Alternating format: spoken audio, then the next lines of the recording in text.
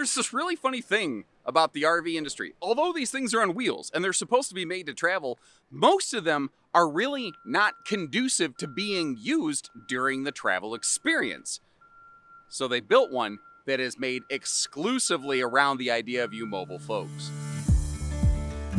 Hey everybody, Josh the RV Nerd of Bish's RV down here at Grand Design today, getting you some update footage on their 270BN right here. Sometimes people go, what do those letters stand for? In this one, I think it means breakfast nook.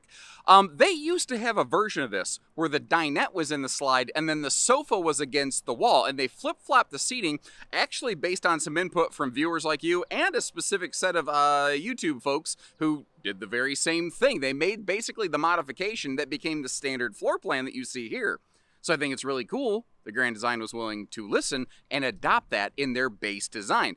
So the thing is, there's three different reflections, the 100, the 150, and the full reflection. And in that order, they're made for affordability, mobility, and livability. This is made for getting around. We are about 30 foot tip to tail, which is a really nice towing size. They have that touring coil spring suspension and the Kurt Helix pinbox wombo combo, which is an awesome ride and handling package all combined. They also have those nicer Goodyear tires and a full 3,000 pound receiver on the back in case you want to do a little doubles towing. The thing is though, when you close the slide on this one, you can still sit down and use the dining area. You can get to all of the kitchen, including the fridge, the bathroom, and the bedroom. So it maintains like 99% functionality even with the slide closed at a Cracker Barrel travel stop. And that's the thing that I was talking about when this video first began. So many RVs are only really made for being there, but it's a travel-based industry. So this one also factors in the getting there as part of it. That's one of those things towable RVs don't always do well. But it's got a couple hitches in its giddy up, or maybe just things for you to consider. I'm going to give you the good with the bad, and if you appreciate that, hit that subscribe button, and let's get in there. And what always strikes me on this one is just how open and spacious and airy it feels, despite the fact that it is not that large of an RV. I've seen much bigger things that don't feel nearly as spacious as this. Kind of like, you ever see like a really big house where sometimes people chop it up into a bunch of little rooms and it never feels like a big house? A lot of fifth wheels are like that. This is not one of those. Now, it's definitely made primarily for just a couple's experience. This is not the type of floor plan where if you plan to have a lot of people and guests over with frequency, even just like evening guests that don't stay overnight. It's not a great floor plan for that. But there's a lot of people who practice the mantra of like a good neighbor, stay over there. And if you're one of those, this is kind of for you. And there's no shame in that, by the way. You've earned your time. Like this is your R&R time. I think so many people feel like they need to purchase an RV that suits someone else. Get the thing that works for you. You'll figure the rest out later. I say this from many, many years of experience.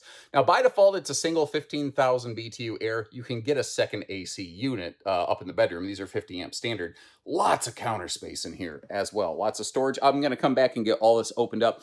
Real quick, though, I'm going to take a little bit of a Tim Tebow knee and show you the power outlets under the overhead cabinet space right there. That's something Reflection does a lot.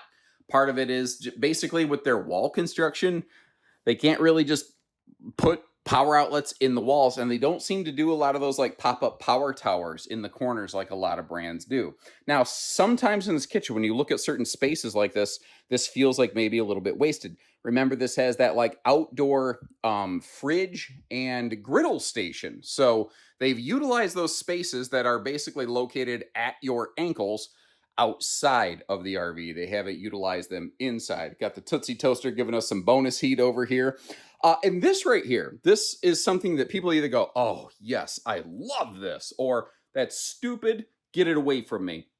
The breakfast nook. It's basically the whole point of the floor plan. If you don't like this, you probably just click off the video and find something else. You know what I mean? But not everybody needs the full wraparound family experience in a couple's camper. They just need a place to sit down, grab a bite to eat. You could utilize it potentially as desk space. And basically, you've got this little lever here and this lever here. One allows it to telescope up and down, and one actually lets it slide side to side and front to back. So you can kind of size this as you need. Or if you like to sit down and then slide the table to you to work, you can do that too. So it provides you some really cool options and benefits. And it's okay if you don't like that. I'm not saying it's the best thing. I'm saying that it could work great for some people, you know. You do have that rain sensing XL vent fan up here. Now, a lot of big fifth wheels have that. This isn't exactly a big fifth wheel. Very few smaller fifth wheels have that. So I do like to point that out. Now, these are blackout roller shades, assuming I remember. I'll try to pull a couple of those down, but I like to mention that just in case I happen to space out, because I have a propensity. Now, one of the nice things they did here, because this used to be a U dinette when this first was created before it became the 270BN, that meant that they had more space for a bigger 3-seat sofa. And they used it, which I think is very cool. It is a triple recliner, but you can turn it into a separated dual recliner. Sounds dumb, but little things I look for: dedicated cup holders in the armrests. That's one of those things that, as a cat owner with a cat who likes to knock stuff off things because cat, it's quite nice. Now, the thing with the breakfast nook, yeah, it's got the little bonus storage there. It doesn't really become a sleeper unless I have completely missed something. It just doesn't seem like there's, you know, all the proper cushions and everything to convert it. I haven't located any. I don't believe it's intended to be a sleeper. The thing to also remember, that longer sofa that we just talked about, one adult can generally lay across that and be just fine. Like, you don't necessarily always need a dinette or a hide-a-bed to sleep a guest. And I think that that's one of those things, again, a lot of people worry about purchasing an RV on the needs of a maybe potential extremely rare visiting guest, instead of finding the RV that best suits their needs and preferences. And again, it's your R&R time. There's nothing wrong with getting an RV that's focused around you. Everybody acts like there's something wrong with that. I personally don't think there is. Anyway, moving on from there, the fact that they threw the shelving in these overhead cabinets doubles the amount of storage space over here. Now, that is one of those 10 cubic foot family 12-volt compressor fridges with the Reflection family of fifth wheels. Your solar package is based upon the size of your refrigerator. If you have the 10 cubic foot fridge freezer like we're looking at, then you get a 180 watt solar panel on the roof. If you get the 16 cubic foot fridge freezer, the larger one, then you get a 370 watt solar panel up on the roof. But either way, you will get a 60 amp charge controller and the gauge of wiring that could max that sucker out if you are so inclined. Now, working our way around here, moonwalking up the stairs blindly, which is a skill that I never thought I would need to develop, but hey, here we are, ladies and gentlemen. They've done some really good things in this bathroom, but sometimes your efforts can also become your greatest liability. Like, if you look on the right-hand side of the screen, I'm a little over 6 foot tall. I've got a long body. When I sit on that toilet, you can see my head kind of hits that towel linen cabinet behind me, but at the same time, I am glad that it's there, because otherwise this RV would not have any dedicated bathroom linen space, and I think that's a miss. So I get why it's there. I can deal with it, but just be aware so you don't end up cold-cocking yourself on the toilet, because nobody wants to be found like that. Now, check out the headroom in the shower. First of all, the headroom's awesome. Secondly, no actual skylight. Reflection was the first I saw do that. Maybe somebody else did it, but they were the first that I kind of saw do this. Include that waterproof kind of light fixture up there, very similar to some motorhomes, but they usually still have a skylight. This gets rid of literally the biggest hole in the roof and one of the most common leak points in RVs. I don't think it's an accident. Some other brands have taken note of that. Like, I'm actually really glad that like Brinkley has started following along with that. And, you know, a few other brands. Basically, I hope it's a feature that if you have extra headroom in the shower, let's get rid of those skylights. Personally, I'm a fan, but that's just my opinion. Now, that is a big sink. you can really get your hands in there and scrub a dub. These spaces are a little tricky for me to showcase for you. So I threw my phone down in that cabinet for a little bit of a size reference right there. One of the other things I want to mention, they actually have some motion activated lighting down there under that door so that if you come in this thing at night, you'll be able to see what you're doing without being directly blinded. Now, this smaller series, the chassis it rides on, does have that kind of intermediate crossmember bar right there. That's why there's the step under the bed. So be advised, there is a little bit of an ankle breaker there. You're going to want to keep that in mind. This is a 60 by 80 true queen bed, though, which is very nice. You might notice you don't see any direct hanging storage space in here. It's all just like enclosed dresser style space, because those top right and left cabinets are way too short to be hanging. I also want to point out like all the nice radius work that they put in this bedroom. So you don't have any sort of Sharpie sharps jabbing you in the shoulder the whole time. And again, we do have the ability to get these outfitted with a second air, either from the factory or after the fact.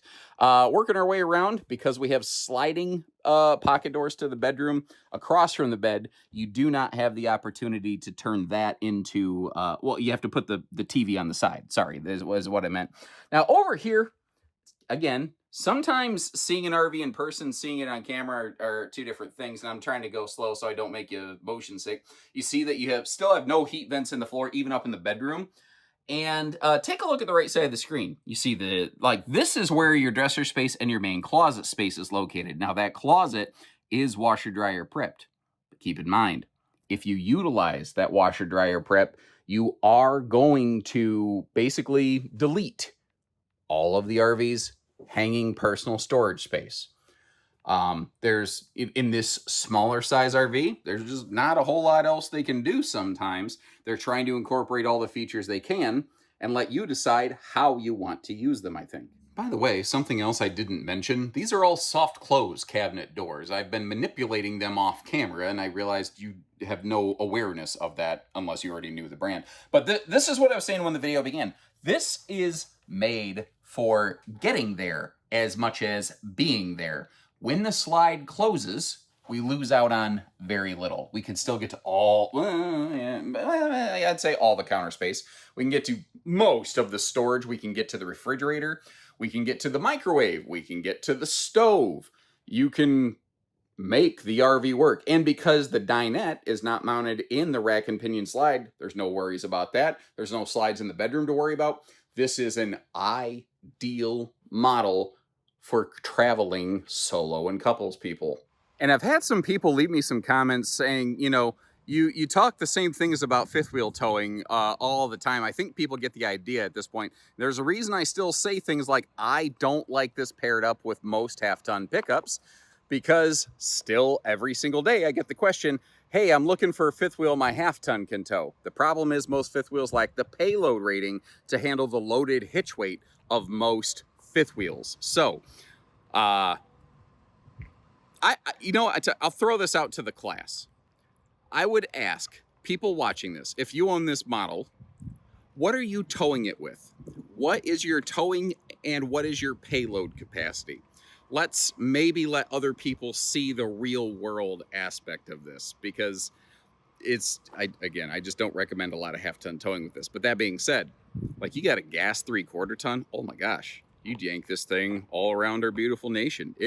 Let me get up here. We're gonna start right below the rack and pinion super slide. First of all, 4-point auto leveling, which is nice. Goodyear endurance radials, always a welcome feature. But then you notice that you do not have a conventional leaf spring system. This is the touring coil suspension package. It's not technically an independent suspension, because you do see that you still have an axle that goes all the way across, but man, she's close and she's better. Like, you have both the coil springs and actual shock absorbers. One tricky thing with this floor plan, it's one of its very few black eyes, I think, is that it is a dual-headed sewer monster. If I back up here, you can see the sewer outlet right there in front of the tires very obviously. And if you don't know what that means, apologies. That's yet another of my nerdisms. I think that's nerdism number 37, if we're keeping count. But in the back, you have your kitchen gray tank outlet. And then back just in front of those tires we were looking at, that's where you have your bathroom black and gray.